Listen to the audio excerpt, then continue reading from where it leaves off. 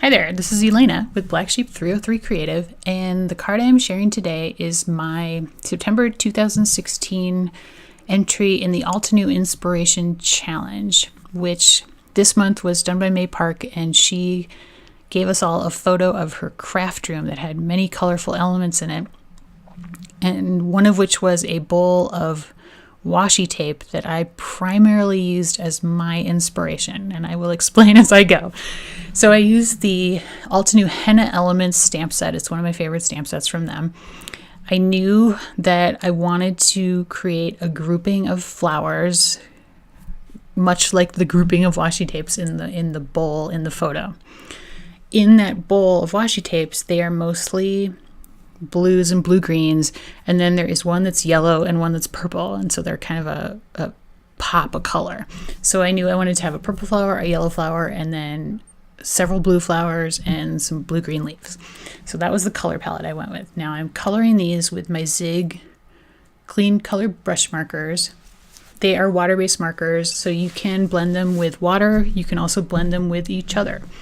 I normally blend them with water when I use them, but in this instance, I am blending them with each other because I wanted some really, really vibrant color. Now for the purples, I did use 81 light violet, 83 lilac, and 80 violet was the darkest color.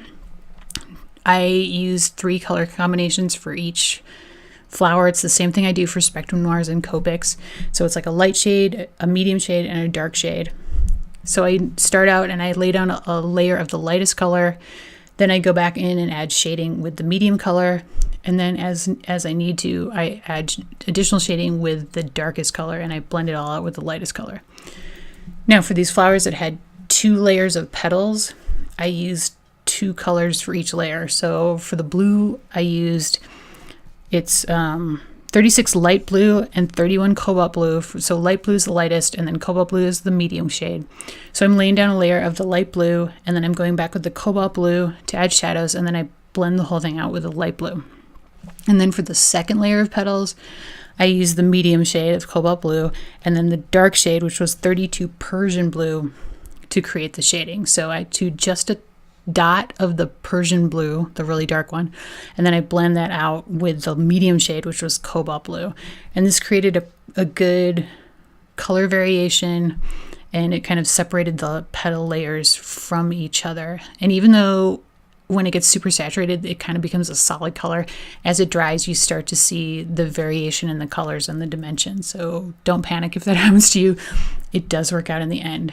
Now with the yellow, I do kind of the opposite of the blue. So the inner petals, I used the 2 light shades. So the lightest shade I used was 51 lemon yellow, and then the medium shade was 50 yellow. So again, I'm laying down a solid layer of the lightest shade, lemon yellow, and then going back and adding in some shading on the inside of the petals with the 50 yellow. And then for the outer layer of petals, I do the opposite, so of the blue. So I use the medium shade as the solid color. So this is the 50 yellow. And then I go back in and I add shading with the darkest color I used, which was the 52 bright yellow. These names don't really go with the shades, but that's what they're called. So you can really see on the outer petals, the shading variation is pretty red, obvious right off, just because, especially because these colors are lighter than like the blues and the purples, and they do blend out really well. And then for the leaves, I wanted to go with like a blue green, so the lightest shade I used was 42 turquoise green, which is a very blue green, and then I added on top of that 40 green for some added dimension, and then as an additional layer, I added in 44 deep greens for some extra shading, and then I blended that whole thing out with the 42 turquoise green. So those leaves are a good, they're fairly blue-green. And that was, again, to keep sort of the blues and blue-greens the largest amount of color in my grouping of flowers as it related to the bowl of washi tapes in the photo. I hope that makes sense. Now on that purple flower, I had put a purple middle, and I just thought it was way too much purple. So I did stamp an additional center and colored it turquoise and cut that out. And you can see that actually up there in the upper left-hand corner. And then in the photo, there was a ticking stripe background fabric kind of on behind all the craft supplies. in red and white. And so that made me want to do a striped background. And the Hennah Elements stamp set has this absolutely gorgeous border stamp that works for so many reasons and so many ways. So I thought, I am going to use that border stamp to make a striped background. I had this great red paper, and I thought, well, why don't I do a white stripe on this red paper to mimic the red and white stripe in the background of the photo. So I heat embossed the border stamp in Versamark ink and used white embossing powder and heated that up.